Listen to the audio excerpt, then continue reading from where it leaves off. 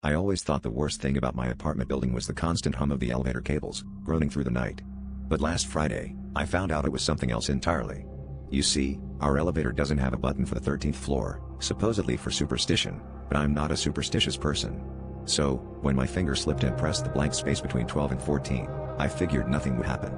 But the elevator jolted, the lights flickered, and then, with a slow ding, the doors slid open onto a floor I'd never seen before. Stepping out, I noticed the hallway was longer than any other in the building, its carpet a faded burgundy I didn't recognize. The lighting buzzed overhead, casting a sickly yellow glow on the walls.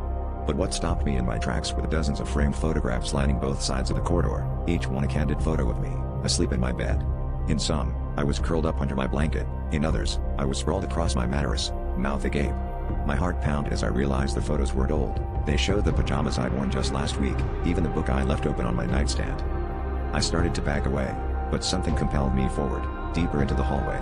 The photos became more recent, the angles closer, as if whoever took them had been standing right beside my bed. Goosebumps prickled my arms, I could almost feel a presence behind me. At the end of the corridor, a final frame hung larger than the rest. It was a live feed, a monitor, not a photo, showing my empty bedroom, the covers just as I'd left them that morning. Suddenly, a shadow flickered across the screen, pausing at the edge of the bed, while the dim glow of the hallway seemed to pulse in time with my heartbeat.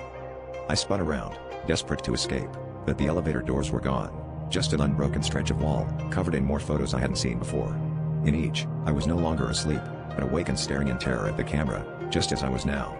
I pressed my palms to the wall, searching for a scene, as the lights behind me began to flip around, one by one, in sync with the slow, steady footsteps echoing down the hallway toward me.